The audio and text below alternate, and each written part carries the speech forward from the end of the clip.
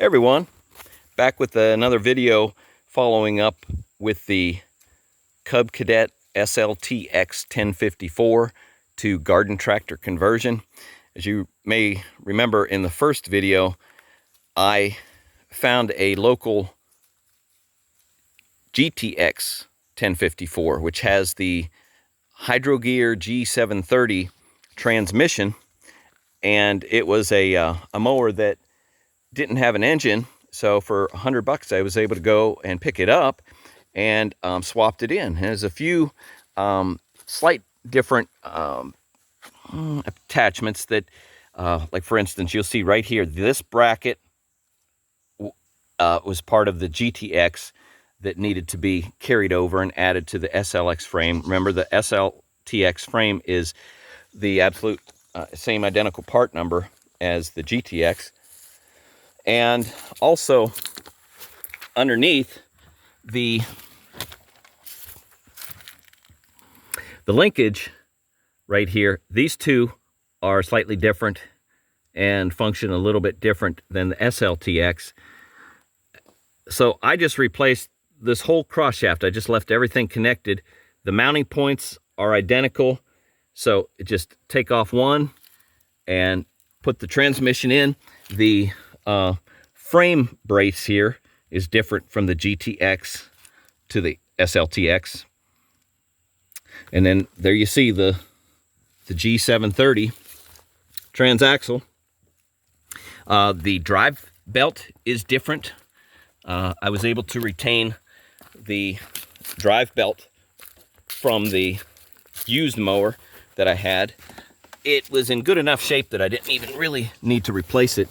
On this side, you can see the spin-on oil filter that you can take off. I was curious, having no information or no history of this mower as to the condition, but when I pulled the drain, or the filter itself to drain the old oil, it didn't look too bad. It wasn't, excessively, it wasn't full of gray sludge or anything.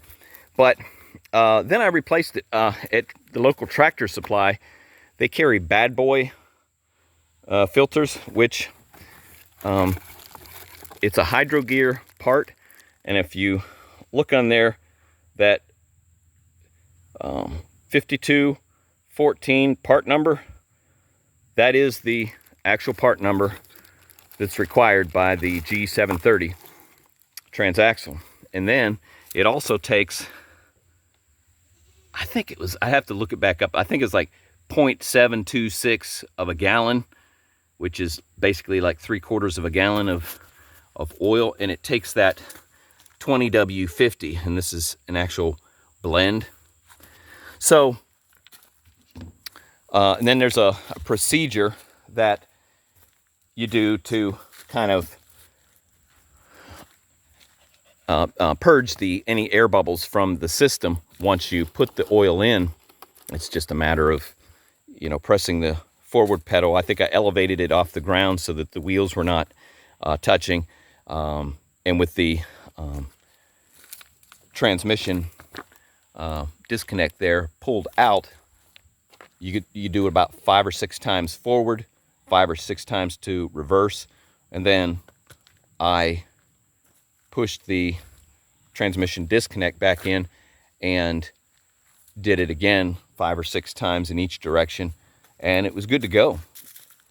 One thing I noticed initially when I first connected it up was that there's no groaning sound whatsoever. There's no whining like it just goes this way, goes that way. There's no hesitation or bogging, slowing down at all on the hills. And so real happy about it. This particular unit I have connected up with a sleeve hitch to do a little bit of light duty groundwork, and I have a Brindley moldboard plow on it. So let's go ahead and test it out a little bit.